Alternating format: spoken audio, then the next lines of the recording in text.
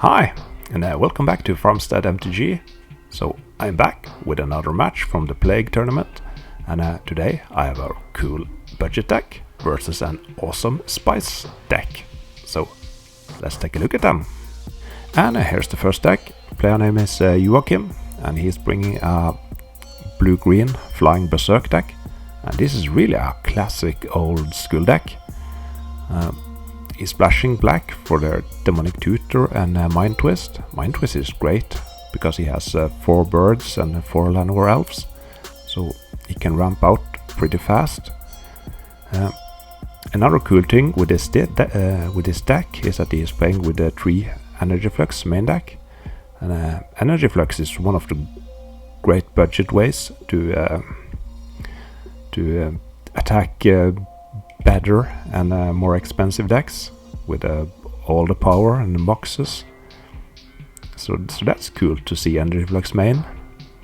Just like Blood Moon, those are 2 great ways to fight the better decks. And take a look at this one. Player name is Øyvind, and yeah, what do I name this deck? Something with Pestilence and Living Plane, perhaps? Okay, where do I start? So this is the Plague tournament, and I think this deck is really thematic because the Plague and Pestilence go hand in hand, so that's really cool. He's playing with Living Plane. That's a green enchantment. It says that every land becomes a 1/1 creature, and if you have a Pestilence in play, you can pay 1 mana and kill every land. And if you have a Cabal Ghoul in play, that ghoul becomes enormous. There's also Enchantress, because he's playing with a lot of enchantments, like Paralyze as well. And Fallen Angel, sacrifice 10 land and attack with a Fallen Angel. That's game. Dark Heart of the Wood, a lot of ramp creatures, 4 birds, Elves of the Deep Shadow, Llanowar elves. Yeah, this deck is fantastic. And Whirling Dervish, though they have protection from black, so they are immune to Pestilence damage. So yeah. Of course, this is not a deck that is going to win the tournament, but it's so cool to see people really spicing it up.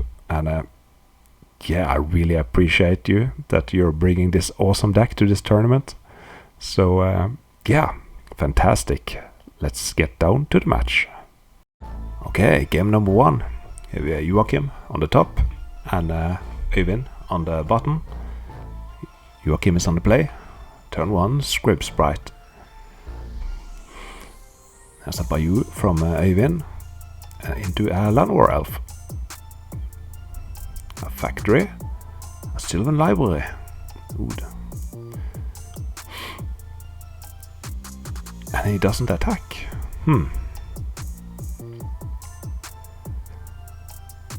That's one of the side effects of playing on a feature table. You get a bit stressed. There's a Dervish from Øyvind. Let's see if Joachim takes some extra cards. Doesn't look like that.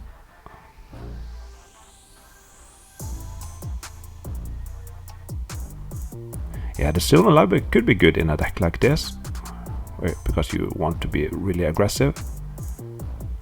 And he used a Strip Mine on the Bayou.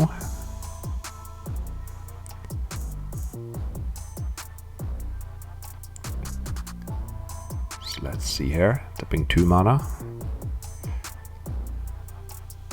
Oh, when he attacks with a Dervish. He was planning to use the Pendelhaven, but the Dervish only becomes a 2/3. So it actually dies. So that's unfortunate. Here come 2 birds. He might have been thinking that he got the counter before combat, but it is at end of combat. So that's really unfortunate. Here's a Serendi Efret.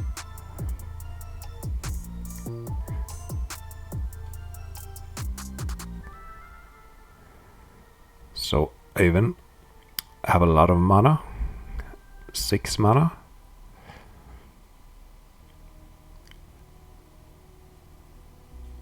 Let's see what he can do here. He's doing some counting, and he just passed the turn. Okay, so an attack for 4. And he attacks with the factory as well. No, he doesn't. Because the Llanowar Elf plus Pendelhaven can take out the factory. So that's smart to leave him at home. Wow, and there's another Scrib Sprite and another Serendi Efret. So he can attack for 8 in the air next turn. And Øyvind is on 15. So we can probably take one more hit. But of course there is a chance that Joachim has a Giant Growth plus Berserk. Chaos Orb from Øyvind. Okay, so he's going to take out one of the Serendi Efrets. Oh no. Ah. And now he hits every time. Yeah. There's almost... It's so hard the first time you're flipping it, because maybe you haven't done it in a couple of weeks, so you missed the first time, and then after that you hit every time. So I often try like, okay, I'm gonna do 3 test flips, and then the 4th one is counting.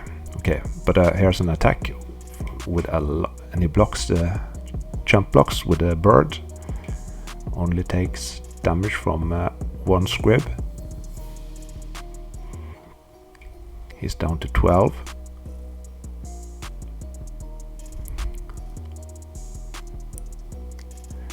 Even the Pestilence won't help a lot here, because Joachim has 2 Serendi Efrets. And he's attacking for 2. All Joachim's creatures is flying, so the Llanowar can't block anything. Blocks one of the Serendi Efrets, that's 5 damage. And a 3rd Serendi Efret. Oh my. A balance here would be great. Mind Twist for 1. Okay, and a scoop. And while we are waiting for game 2, you should like this video. Thanks! Game number 2. You can see there are some green cards. It's kind of hard to see. Øyvind is on play. City of Brass into a Llanowar Elf. And a Llanowar Elf from Joachim as well.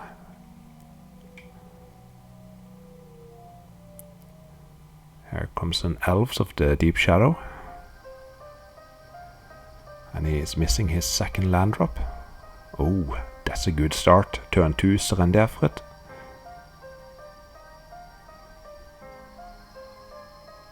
Okay, so he has access to 3 mana.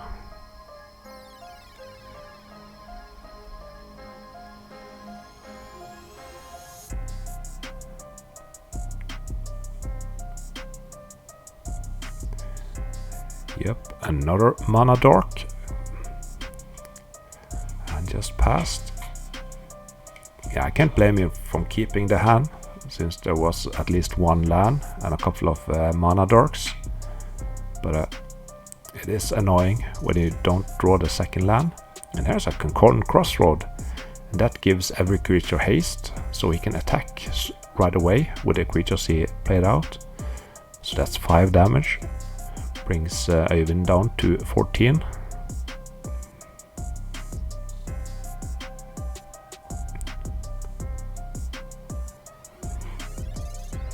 So 5 mana.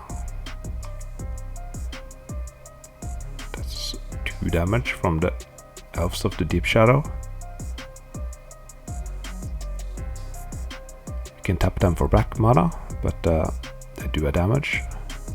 Okay, he has a Pestilence. Okay, so that gives 1 damage to each creatures and each players. But Joachim still have that Serendi Efret. And Øyvind is at 10, going down to 7. And he needs 2 more black mana to do 4 damage to each creature. So he needs something else. Even a paralyze would be good here. Looking at the top tree, only takes 1. A squib with haste. Ooh, and a giant growth. But Eyvind can tap the Pestilence or use the Pestilence in response to the giant growth. So it would have been better here to target the Serendefret. Let's see if Eyvind makes that play.